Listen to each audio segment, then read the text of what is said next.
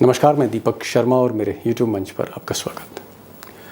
दोस्तों, क्या उत्तर प्रदेश के बाहुबली डॉन, यूपी के बाहुबली डॉन मुख्तार अंसारी की मौत हार्ट अटैक से हुई या फिर जेल में जहर देने से? जी हां, उत्तर प्रदेश सरकार के जेल, बांदा जेल में जहर देने से, एक साजिश के तहत जहर देने से मुख्तार की मौत हुई है। क्या जेल में कई बार के विधायक मुख्तार अंसारी को एक गहरे षड्यंत्र के तहत स्लो पॉइजन दिया? और क्या स्लो पॉइजन से ऐसी मौत हो सकती है? और क्या अगर स्लो पॉइजन से मौत हुई है तो भले ही पोस्टमार्टम रिपोर्ट में या विसरा रिपोर्ट पॉजिटिव और नेगेटिव ना भी हो, तो क्या कब्र में जो आदमी दफनाया गया है कुछ समय बाद भी यह पता लगाया जा सकता है कि मुख्तार को जहर दिया गया था, स्लो पॉइजन दिया गया था? क्या यह आज की तारीख में जो फॉरेंसिक साइंस है, क्या इस मौत का राज खोल सकता है?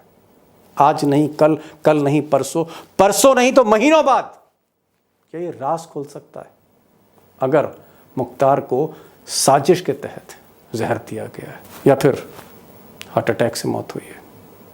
अब आज इस वीडियो में एक बड़ा खुलासा करने जा रहा हूं। जो खुलासा आप सुनेंगे तो आप हैरान हो जाएंगे, क्योंकि उत्तर प्रदेश के एक बहुत ही बेबाक पुलिस ऑफिसर, एक बहुत ही बहादुर पुलिस ऑफिसर, आईपीएस ऑफिसर जो डीजी रहे, आज बहुत कुछ बताने जा रहे हैं। क्या स्लो पॉइजन से मौत हो सकती है? और क्या अगर जहर से मौत हुई है तो इसका पता लगाया जा सकता है? और क्या कोई लैब में खेल हो सकता है विसरा सैंपल को लेकर? आज बहुत कुछ ये अधिकारी जो डीजी रहे, आईपीएस ऑफिसर वीएन राय आपको बताएंगे। एक ऐसे दौर में जब पुलिस अधिकारी कैमरे पर चुप रहते हैं, योगी और मोदी के दौर में उत्तर प्रदेश का एक पुलिस ऑफिसर आज बहुत कुछ बताएगा। लेकिन सवाल फिर से मुख्तार अंसारी का कि मुख्तार अंसारी की घटना क्यों इतनी इंपॉर्टेंट है? वो बाहुबली थे, वो माफिया डॉन थे, वो सरगना थे, उनकी गैंग राइवलरी थी, लेकिन मुख्तार सरकारी कस्टडी में था, जुडिशियल कस्टडी में था, जेल में था, और बार बार मुख्तार की तरफ से कोर्ट को इत्तला की जा रही थी कि उसे जहर दिया जा रहा है। तारीखें बता रहा था कि 18 मार्च को जहर दिया गया, दूध में जहर मिलाया गया, खाने में जहर मिलाया गया, टेस्टलेस पॉइजन, पता नहीं लगता, लेकिन सिम्टम्स ऐसे हो रहे थे, फील हो रहे थे, और उसके बाद भी संज्ञान नहीं लिया गया।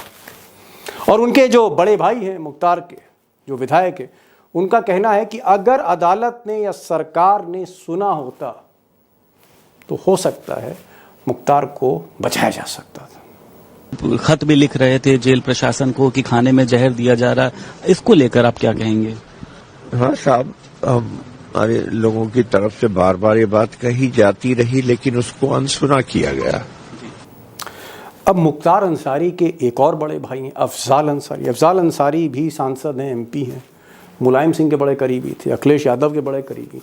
अफजाल अंसारी एक नया डायमेंशन दे रहे हैं। वो कह रहे हैं कि जहर तो दिया गया, लेकिन जहर एक साजिश के तहत दिया गया। ये आरोप है, मैं नहीं कह रहा, अफजाल अंसारी कह रहे हैं कि एक साजिश के तहत जहर दिया गया। और जहर देने के पीछे वो बता रहे हैं कि साहब मुख्तार अंसारी के जो दुश्मन हैं ब्रिजेश सिंह, उनके लोगों का हाथ हो सकता है, उनके शय पर यह खेल हो सकता है। अब ब्रिजेश सिंह जो हैं वो भी बाहुबली हैं, मुख्तार अंसारी भी बाहुबली थे, और दोनों के बीच एक लंबी गैंगवार चली जो पूर्वांचल में, जिसकी काफ़ी दहशत थी। जी हाँ, Mukhtar Ansari versus Brijesh Singh, eastern UP की सबसे बड़ी वॉर।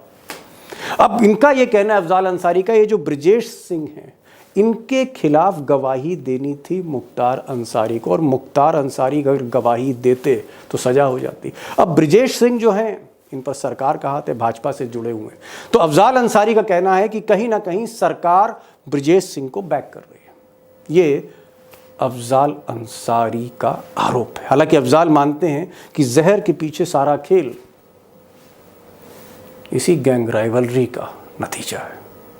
ब्रिजेश सिंह जो हैं, उनके खिलाफ जब मुख्तार अंसारी पर उसरी में आक्रमण हुआ था कि मुख्तार अंसारी कोर्ट में गवाही जब करेगा तो सजा निश्चित है। अब मुख्तार की मौत हार्ट अटैक से हुई या जहर दे के हुई, स्लो पॉइजन दिया गया? क्या स्लो पॉइजन दिया जाता? इस तरह की गहरी साजिशें होती हैं और क्या स्लो पॉइजन की मौत अंततः पकड़ी जाती है, बरसों बाद पकड़ी जाती है? क्या इस तरह की फोरेंसिक टेक्नोलॉजी है? आज ये जो डीजी साहब हैं बहुत कुछ बताने जा रहे हैं। हमारे साथ समाजवादी पार्टी के हैदर अब्बास साहब भी होंगे और वो ये बताएंगे कि वो चंद्रचूड़ जैसे जज से इस मामले की जांच क्यों कराना चाहते हैं। अब दोस्तों एक चीज़ तो है कि मुख्तार अंसारी पर कई केस थे, 60 से ज़्यादा केस थे, लेकिन यहाँ पर एक सवाल है कि वो बाहुबली थे, उन पर कई केस थे, उनकी एक गैंग राइवलरी चल रही थी, वो नेता भी थे, लेकिन एक चीज़ अहम है, ये मौत सरकार की हिरासत में हुई है, कस्टडी में हुई है, इसलिए ये मौत बहुत इम्पॉर्टेंट है, इर्रिस्पेक्टिव ऑफ अ पर्सन। वो आदमी, वो अक्यूज, वो मुल्जिम, कोई भी हो, मौत जो है सवालों से घिरी हुई है और हिरासत में हुई है।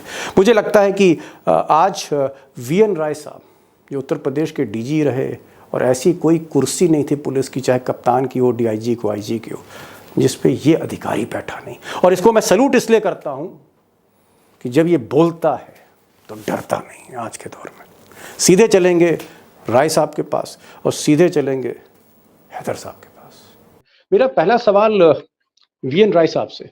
राय साहब, आरोप घर वाले लगा रहे हैं और आरोप गांव वाले भी लगा रहे हैं और कई कंस्टिट्यूंसी के लोग भी लगा रहे हैं कि साहब जहर दे के मुख्तार अंसारी को मारा गया है, जहर दिया गया, कोई कह रहा है स्लो पॉइजन दिया गया। क्या आपको लगता है कि उत्तर प्रदेश की जेल में, कस्टडी में, चाहे वो जुडिशियल कस्टडी हो, चाहे वो हवालात की पुलिस कस्टडी हो, क्या आपको लगता है ये घटना गंभीर है अगर एक मिस्टीरियस सर्कमस्टांसेस में इस तरह की मौत हो रही है?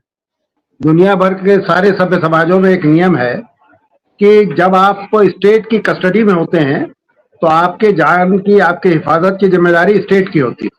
और ये मुख्तार अब्बासी तो चलिए एक अपराधी था, माफिया था, लेकिन अगर कोई पीओडब्ल्यू भी हो, पाकिस्तान, चीन का कोई जर्नैल भी आप पकड़ के ले आइए और अपनी कस्टडी में रखिए, तब भी वो आपकी जिम्मेदारी, स्टेट की जिम्मेदारी है कि उसके जान की हिफाजत की जाए। यहाँ पर कई चीजें बड़ी रहस्यमय है। जैसे मुझे अभी पता चला जब मैं ये सारी खबरें देख रहा था कि मुख्तार अंसारी था, ये इसकी हार्ट की पुराने इसकी हिस्ट्री है, हार्ट की एक प्रॉब्लम की। पहले भी एक बार हार्ट अटैक पड़ चुका है। अभी एक ऑडियो गश्त कर रहा है जिसमें उसके बेटे ने उसे रिकॉर्ड किया है। वो बता रहा है कि पिछले कई दिनों से उसको क्या क्या प्रॉब्लम्स है, कॉन्स्टिपेशन है, चल नहीं पा रहा, भूख नहीं लग रही, उठा नहीं जा रहा। ये इसमें सबसे बड़ी जो गंभीर बात है वो ये है कि बांदा में एक मेडिकल कॉलेज है।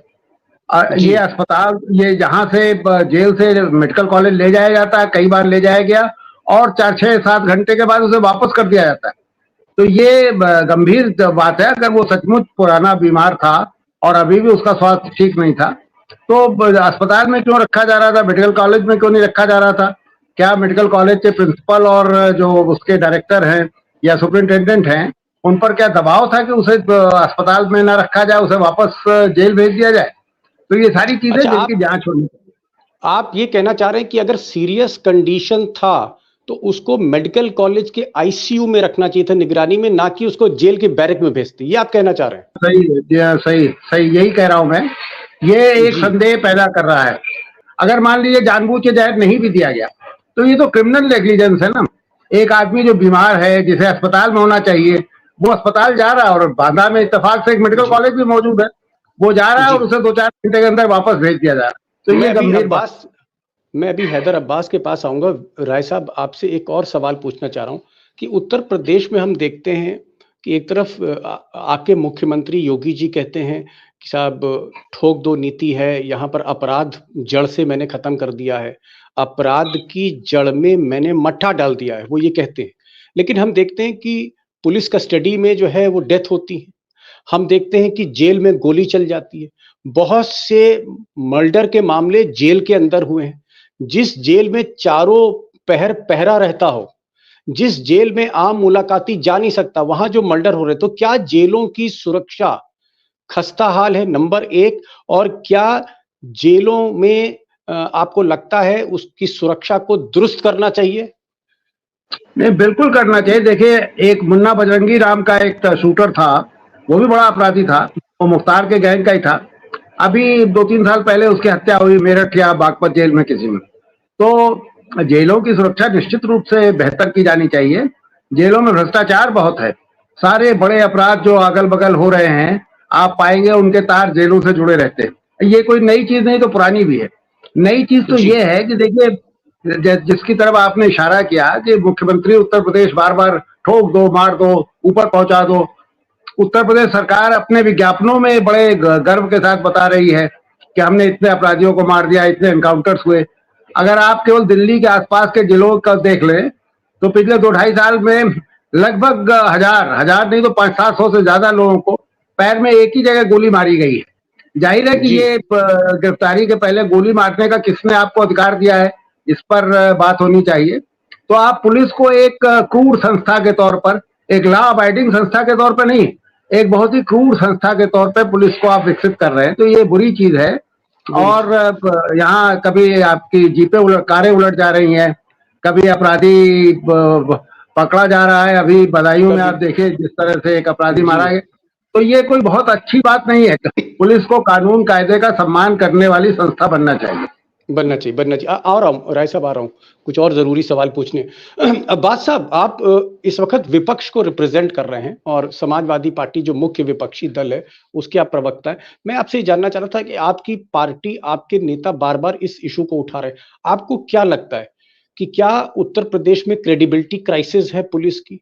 मैं ये जानना चाहता हूं, क्या आपको लगता है, क्या आपके पास इस तरह की इनपुट आ रही है कि इसमें कहीं ना कहीं कोई साजिश है, इसमें कोई खेल है? आपको इसके अंदर कोई षड्यंत्र दिखता है, ये जो मौत हुई है मुख्तार अंसारी की? देखिए दीपक भाई, जहां तक उत्तर प्रदेश सरकार का सवाल है, तो ये ना सिर्फ अपनी विश्वसनीयता बल्कि अपना इकबाल भी खो चुकी है। और देखिए, सबसे महत्वपूर्ण जो हमारे संविधान का फंडामेंटल है वो राइट टू बी हर्ड है।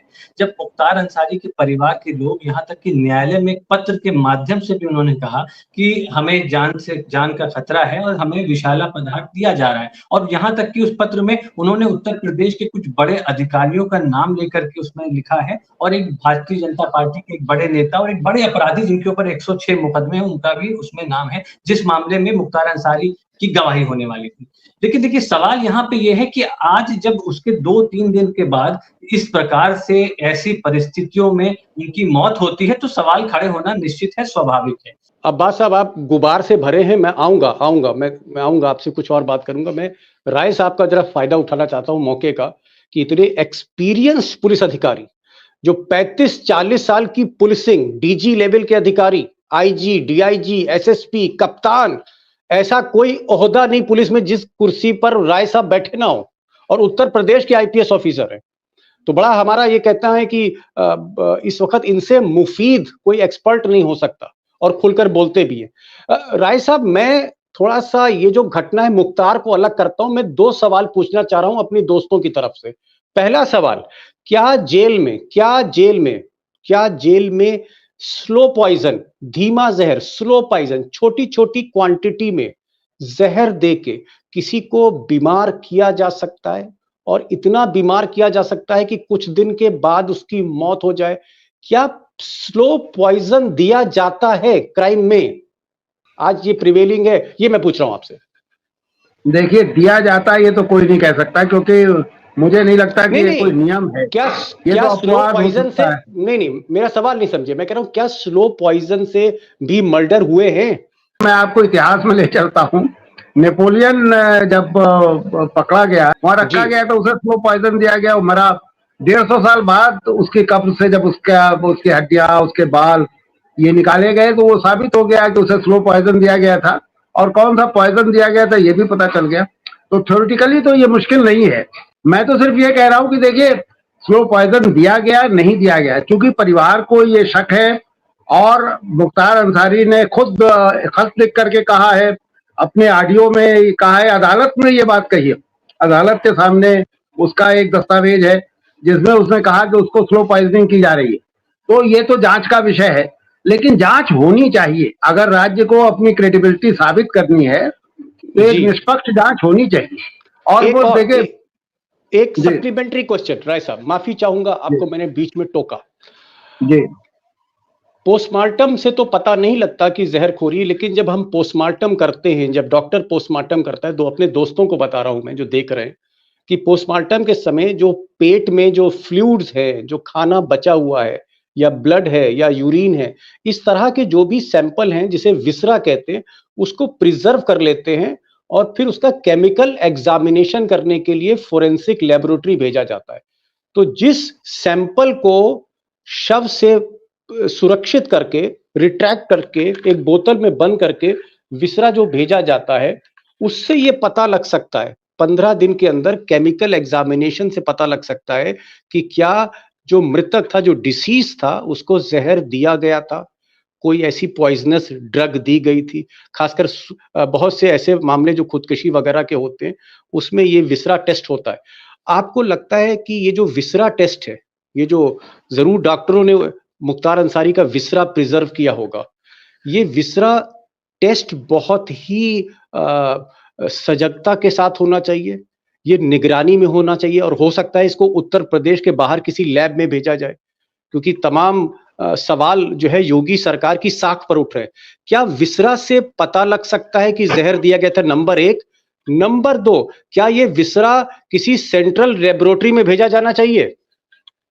देखिए, विसरा से बिल्कुल पता चल सकता है, और 15 दिन की सीमा के 15 दिन नहीं, 15 साल बाद भी पता चल सकता है। अब इसमें कई चीजें हैं।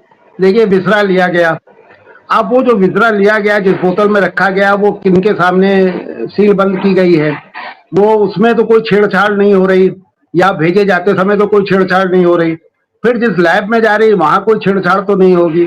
तो ये बहुत सारे सवाल हैं, क्योंकि इसमें राज्य की क्रेडिबिलिटी, राज्य की साख खतरे में है। तो मुझे लगता है कि उन्हें अतिरिक्त सावधानी लेकर के इस विसरा की जांच करानी चाहिए, और जब विसरा लिया गया जिस बोतल में, तो ज्यादा बेहतर रहा होता। हालांकि कानूनन ये अनिवार्य जरूरी नहीं है कि मुख्तार अंसारी के जो परिवार के लोग थे, उनमें से कुछ लोगों के दस्तखत कराते, उसमें जहां सरमोहर कर रहे हैं उस पर इनके बेटे या भाई या जो भी परिवार का सदस्य है, समझ गया। उसका आप ये कह रहे हैं कि जब वो जो पंचनामा भरा जाता है, उसमें जो है घर के कुछ लोग होते हैं पंचनामे में, कि भाई उनके आंखों के सामने पोस्टमार्टम लाश से वो विसरा निकाला गया और उसको सील किया गया, और सील करके उसे किसी सुरक्षित लैब में रवाना किया गया। ये कार्रवाई बड़ी सावधानी से होनी चाहिए, क्योंकि अब इस तरह का इल्जाम लग सकता है कि साहब ये विसरा बदल दिया गया, ऐसा भी इल्जाम लग सकता है। बिल्कुल लग सकता है। अब राज्य को अतिरिक्त सावधानी बरतनी चाहिए। केवल मैं एक चीज और यहाँ निवेदन करूंगा, ये विसरा का जो प्रक्रिया है बहुत पुरानी है। अब जो टॉक्सिकोलॉजी है ना, जो विश्व विज्ञान है, वो बहुत आगे बढ़ चुका है।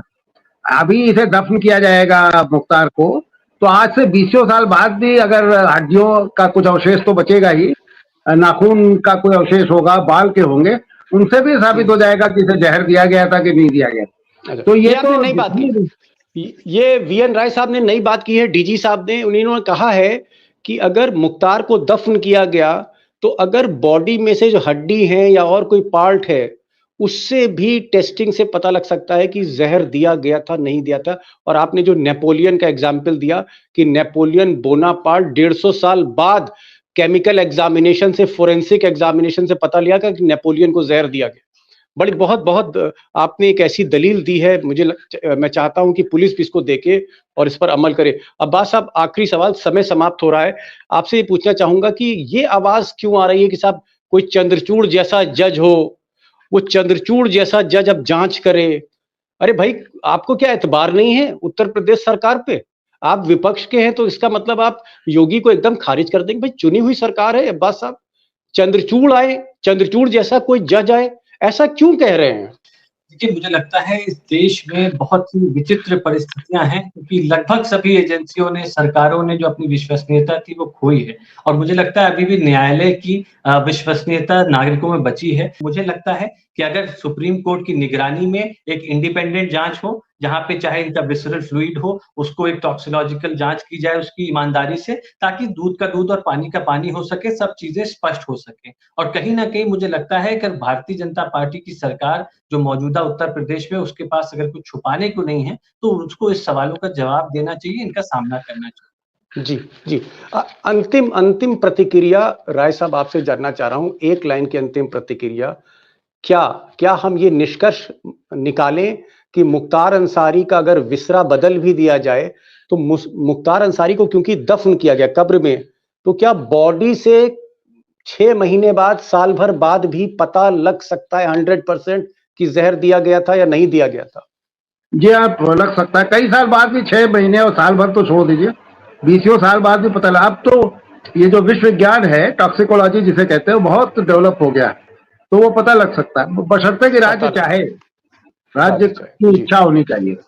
जी राय साहब, बहुत बहुत शुक्रिया, आंखें खोल दी आपने। आपने कहा कि ये जो डिबेट है कि जहर दिया गया नहीं दिया गया, अगर मुख्तार अंसारी को दफन किया जाता है उसके कई साल बाद भी टॉक्सिलॉजी से, आज की जो एडवांस साइंस है, फोरेंसिक साइंस, इससे पता लग सकता है कि जहर दिया गया था, साजिश हुई थी, षड्यंत्र हुआ था, नहीं हुआ था, दूध का दूध पानी का पानी हो सकता है। लेकिन आप बाद में आपने कैविएट लगा दिया कि अगर सरकार चाहे, तो देखना है सरकार चाहती है कि नहीं चाहती, क्योंकि सरकार की भी साख का सवाल है। ये जो मौत हुई है ये सड़क पर नहीं हुई है, ये मौत जुडिशियल कस्टडी में हुई है, सरकार की हिरासत में हुई है, इसलिए बहुत इंपॉर्टेंट है।